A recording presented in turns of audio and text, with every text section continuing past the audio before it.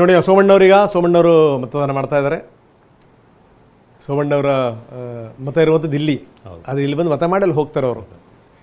ಕೆಲವೊಂದು ಕ್ಷೇತ್ರಗಳಲ್ಲಿ ಈಗ ಅಭ್ಯರ್ಥಿಗಳಿಗೆ ಅಲ್ಲಿ ಮತ ಇರೋದಿಲ್ಲ. ಸೊ ಇಲ್ಲಿ ಬಂದು ಅವರು ಗೋವಿಂದರಾಜನಗರಕ್ಕೆ ಬಂದು ಇಲ್ಲಿ ಮತ ಚಲಾಯಿಸಿ ಹೋಗ್ತಾ ಇದ್ದಾರೆ. ಭಾಳ ಗಮನಿಸಬೇಕಾದಂಥ ಒಂದು ಸಂಗತಿ ಅಂತಂದರೆ ಸುಧಾಮೂರ್ತಿ ಅವರು ಹೇಳಿದಂಥ ಮಾತು. ನಾರಾಯಣಮೂರ್ತಿ ಅವ್ರನ್ನ ನಾವು ಹಾಸ್ಪಿಟ್ಲಿಗೆ ಅಡ್ಮಿಟ್ ಮಾಡಿದ್ವಿ. ಡಿಸ್ಚಾರ್ಜ್ ಮಾಡ್ಕೊಂಬಂದು ಕರ್ಕೊಂಬಂದು ಅವ್ರಿಗೆ ಓಟ್ ಹಾಕಿಸಿ ಮತ್ತು ನಂತರ ಮನೆಗೆ ಬಿಟ್ಟಿದ್ದೀವಿ ಅಂತ. ನೋಡಿ ಇದು ಸಂಗತಿ. ಅದಕ್ಕೆ ಅವ್ರು ಹೇಳ್ತಾಯಿದ್ರು, ದಯವಿಟ್ಟು ನಮ್ಮಂಥವ್ರಿಗೆ ವಯಸ್ಸಾಗಿದೆ, ನಾವೆಲ್ಲ ಸರತಿ ಸಾಲಲ್ಲಿ ನಿಂತ್ಕೊಂಡು ಮಾಡ್ತೀವಿ, ನೀವು ಮುಂದೆ ಬಂದು ಮಾಡಿ ಅಂತಂದರೆ ಬೇಕಿದ್ರೆ ನಾವೇ ಬಿಟ್ಕೊಟ್ಬಿಡ್ತೀವಪ್ಪ ಸರತಿ ಸಾಲನ್ನು, ನೀವು ಮುಂದೆ ಬಂದು ಒಟ್ಟು ಮಾಡಿ ಅಂತ. ಬಹುಶಃ ಜಾಗೃತಿ ಬರಬೇಕು ಅವಿನಾಶ್, ಇಲ್ಲಾಂದರೆ ಭಾಳ ಕಷ್ಟ ಆಗುತ್ತೆ. ಸೋಮಣ್ಣವರು ಈ ಬಾರಿ ಅದೃಷ್ಟ ಪರೀಕ್ಷೆಗಳಿದ್ದಾರೆ. ಹಲವಾರು ಸೋಲುಗಳ ನಂತರ ಮತ್ತೆ ಪುಟದೆದ್ದು ನಿಲ್ತೀನಿ ಅನ್ನುವಂಥ ರೀತಿಯಲ್ಲಿ ಸೋಮಣ್ಣವರು ಚುನಾವಣೆ ನಿಂತಿರೋದು. ಎರಡೆರಡು ಕಡೆಗೆ ಚುನಾವಣೆಯ ಸೋಲೆ ಸಾಮಾನ್ಯ ಸಂಗತಿ ಅಲ್ಲ ಅದು. ಈ ಸಲ ಕಾಲಿಗೆ ಚಕ್ರ ಕಟ್ಕೊಂಡು ಓಡಾಡಿದ್ದಾರೆ. ಮತದಾನದ ವಿಚಾರದಲ್ಲೂ ಕೂಡ ಹಾಗೆ ಓಡಾಡ್ತಿದ್ದಾರೆ. ಅಂದರೆ ಫಸ್ಟ್ ನಾನು ವೋಟ್ ಮಾಡಿಬಿಡ್ತೀನಿ, ನಂತರ ತುಮಕೂರಿಗೆ ಹೋಗೋದಿರುತ್ತೆ. ಸೊ ಗೋವಿಂದರಾಜನಗರದಲ್ಲಿ ಸೋಮಣ್ಣ ಅವರ ವೋಟಿಂಗ್ ಆಗಿದೆ. ಸೊ ಜೊತೆಗೆ ನೋಡಿದ್ರೆ ತುಮಕೂರು ಹೊಸದಲ್ಲ. ಜ್ಯೋತಿ ಪ್ರಕಾಶ್ ಆಪಲ್ ಕೃಷಿ ಮಾಡಿ ಎಕರೆಗೆ 9 ಲಕ್ಷ ಗಳಿಸ್ತಿದ್ದಾರೆ. ನೀವು ಕೂಡ ಅವರಿಂದ ಕಲಿಬೇಕಾ? ಅವ್ರ ಜೊತೆ ವಿಡಿಯೋ ಕಾಲ್ನಲ್ಲಿ ಮಾತಾಡಬೇಕಾ? ಈಗಲೇ ಫ್ರೀಡಮ್ ಆ್ಯಪ್ ಡೌನ್ಲೋಡ್ ಮಾಡಿ. ಈ ಮಠಮಾನ್ಯಗಳ ಕಾರ್ಯಕ್ರಮಗಳಲ್ಲಿ ಬಹಳ ಭಾಗವಹಿಸ್ತಾ ಇದ್ರು. ಆ ಕಡೆ ಭಾಗದ ಜನರಿಗೆ ಚಿರಪರಿಚಿತರು ಸೋಮಣ್ಣ. ಹೀಗಾಗಿ ಅವರ ಅದೃಷ್ಟ ಪರೀಕ್ಷೆ ನಾವು ತೋರಿಸ್ತಾ ಇದ್ದೀವಿ. ಶ್ರೀಗಳು ಮತದಾನ ಮಾಡಿದ್ದು, ನಾವು ಅದರ ಪರಂಪರೆಯ ಬಗ್ಗೆ ನಾವು ಮಾತಾಡ್ತಾ ಇದ್ವಿ. ಎಷ್ಟು ಮಟ್ಟಿಗೆ ಅಂತಂದರೆ ಹಿಂದಿನ ಸ್ವಾಮಿಗಳು, ಹಿರಿಯ ಸ್ವಾಮಿಗಳು ಯಾವತ್ತೂ ಕೂಡ ಅವರು ಮಿಸ್ ಮಾಡಿದಂಥ ಉದಾಹರಣೆನೇ ಇಲ್ಲ. ನೋಡಿ, ನಿಜಕ್ಕೂ ಮಾದರಿ. ಕರ್ನಾಟಕದಲ್ಲಿ ಇಬ್ಬರು ಸ್ವಾಮೀಜಿಗಳ ಹೆಸರು ಹೇಳಬೇಕು. ಬೆಳಗ್ಗೆ ಎದ್ದು ಬಂದು ಮತದಾನ ಮಾಡ್ತಿದ್ದಂಥವ್ರು ಅಂತಂದ್ರೆ ಒಂದು ಪೇಜಾವರ ಶ್ರೀಗಳು, ಇನ್ನೊಂದು ನಮ್ಮ ತುಮಕೂರು ಶ್ರೀಗಳು. ಈಗ ಅದೇ ಪರಂಪರೆಯನ್ನು ಮುಂದುವರಿಸಿದ್ದಾರೆ.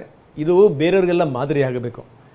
ನೋಡಿ, ಹೇಳ್ತಾ ಇದ್ರು ಮೇಡಮ್ ಸುಧಾಮೂರ್ತಿಯವರು, ಬಂದು ಮತ ಚಲಾಯಿಸಬೇಕು, ನಾಳೆ ಗೊಣಗಬೇಡಿ ನೀವು ಅಂತ. ಹೌದು, ಆ ವ್ಯವಸ್ಥೆ ಸರಿ ಇಲ್ಲ, ಈ ವ್ಯವಸ್ಥೆ ಸರಿ ಇಲ್ಲ ಅನ್ನಬೇಡಿ, ನಮ್ಮ ದೇಶ ಹಿಂದುಳಿದಿದೆ ಅನ್ನಬೇಡಿ, ನಾವು ಪ್ರತಿಭಟನೆ ಮಾಡ್ತೀವಿ ಅನ್ನಬೇಡಿ, ಜೊತೆಗೆ ಏನಂದರೆ ದೇಶದ ಕಾನೂನು ನೆಟ್ಟಗಿಲ್ಲ ಅಂತ ಅನ್ನಬೇಡಿ.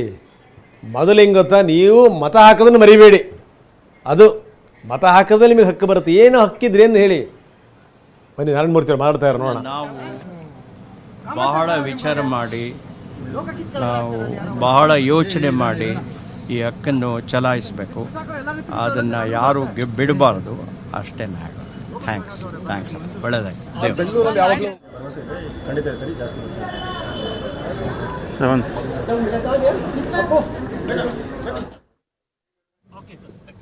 ನೋಡಿದ್ವಿ. ಜೊತೆಗೆ ನಾರಾಯಣಮೂರ್ತಿಯವರು, ಯಾರೂ ಕೂಡ ನಿಮ್ಮ ಹಕ್ಕನ್ನು ಮರಿಬೇಡಿ, ನಿಮ್ಮ ಹಕ್ಕನ್ನು ಬಿಡಬೇಡಿ. ನೋಡಿ, ನಾವು ಸಂವಿಧಾನದ ಬಗ್ಗೆ ಮಾತಾಡ್ತೀವಿ, ಬಾಬಾ ಸಾಹೇಬ್ ಅಂಬೇಡ್ಕರ್ ಬಗ್ಗೆ ಮಾತಾಡ್ತೀವಿ, ಉದ್ದುದ್ದ ಭಾಷಣ ಒಗಿತೀವಿ ನಾವು. ಆದರೆ ಅವ್ರು ಕೊಟ್ಟಂಥ ಹಕ್ಕುಗಳನ್ನೇ ನಾವು ಅದನ್ನು ಚಲಾಯಿಸಲಿಲ್ಲ ಅಂತಂತಂದರೆ, ಅದನ್ನು ಬಳಸ್ಕೊಳ್ಳಿಲ್ಲ ಅಂದರೆ ಬಂದಿದ್ದೇನು ಭಾಗ್ಯ. ಹಾಗಾಗಿ ದಯವಿಟ್ಟು ಮತ ಚಲಾಯಿಸಬೇಕು. ಈ ಬೆಂಗಳೂರಿನ ಜನರ ಮೇಲೊಂದು ಶಾಪ ಇದೆ. ಏನಂದ್ರೆ ಎಲ್ಲೋ ಕಡೆ ಯಾರೋ ಶಾಪ ಕೊಟ್ಟಿರಬೇಕು, ಮತದಾನ ಇಲ್ಲಿ 55 ಮೀರದಿರಲಿ ಅಂತ. ನಾವೆಲ್ಲ ಹಿಂದೆಲ್ಲ ನೋಡ್ತಿದ್ವಿ, ಆ ಮಹಾರಾಜರಿಗೆ ಮಕ್ಕಳಾಗದಿರಲಿ, ಹಿಂಗಾಗಲಿ ಹೆಂಗಾಗಲಿ ಅಂತ. ಬಹುಶಃ ಏನಂದರೆ ಬೆಂಗಳೂರಿನ ಮತದಾನ 55 ಮೀರದಿರಲಿ ಅಂತ ಹೇಳ್ಬಿಟ್ಟು ಯಾರಾದರೂ ಆತ್ಮಹತ್ಯೆ ಮಾಡ್ಕೊಂಡ್ರೆ ಹೆಂಗೆ ಕತೆನೋ. ಹೌದು, ಜೊತೆಗೆ ಭಾಳ ಹತ್ತಿರದಲ್ಲೇ ಇರುತ್ತೆ ಬೂತ್ಗಳೇನು, ಭಾಳ ಕಿಲೋಮೀಟರ್ ಗಟ್ಟಲೆ. ಮನಸ್ಸು ಭಾಳ ದೂರ ಇರುತ್ತೆ ವಿನಾಶ್. ಬೂತ್ಗಳು ಭಾಳ ಹತ್ತಿರ ಇರ್ತವೆ, ಮನಸ್ಸು ಭಾಳ ದೂರ ಇರುತ್ತೆ. ಯಾಕಂದರೆ ನಮ್ದಲ್ಲ. ನೋಡಿ, ಈಗ ನೀವು ನಾಳೆ ಓಟ್ ಹಾಕಲಿಲ್ಲ ಅಂದರೆ ನಾಳೆ ನಿಮ್ಮ ಮೇಲೆ ಕ್ರಮ ಜರುಗಿಸಲ್ಲ. ಕಾನೂನು ಮಾಡಿ. ನಾವು ಬಾಯಿ ಮುಚ್ಕೊಂಡು ಬಂದು ಓಟ್ ಹಾಕ್ತೀವಿ. ಕಾನೂನು ಮಾಡಲಿಲ್ವ, ಹಾಕಿದ್ರೂ ಬಿಟ್ರೇನು, ನನ್ನ ಹಕ್ಕ್ರಿ, ಮಾತಾಡೋಕ್ಕೆ ಕೇಳಿ. ನೋಡಿ, ಚುನಾವಣಾಧಿಕಾರಿಗಳ ದಂಪತಿಗಳು ಕೂಡ ಅವರಿಗೆ ಸೆಲ್ಫಿ ಬೂತ್ಗಳನ್ನು ಕೂಡ ಮಾಡಲಾಗಿದೆ. ಸೆಲ್ಫಿ ತಗೊಂಡು ಅದನ್ನ ಬೇಕಾದ್ರೆ ಸೋಷಿಯಲ್ ಮೀಡಿಯಾದಲ್ಲಿ ಹಾಕ್ಬೋದು.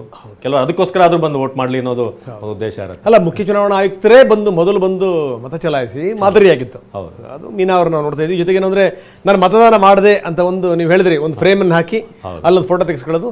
ಬಹುಶಃ ಈ ಬಾರಿ ಏನಂದರೆ ನಾವು ಹೋಟೆಲ್ ಸಂಘದವ್ರನ್ನ ನಾವು ಅಭಿನಂದಿಸಬೇಕು. ಅವರು ಕೂಡ ಉಚಿತವಾಗಿ ಊಟದ ವ್ಯವಸ್ಥೆಗಳನ್ನು ಕೂಡ ಮಾಡಿದ್ದಾರೆ ಕೆಲವೊಂದು ಕಡೆಗೆ. ನಾವು ನೋಡ್ತಾ ಇದ್ದೀವಿ. ನಾವು BBMP ಆಯುಕ್ತರು ಕೂಡ ಸರತಿ ಸಾಲಿನಲ್ಲಿ ನಿಂತು ಮತವನ್ನು ಚಲಾಯಿಸ್ತಾ ಇದ್ದಾರೆ.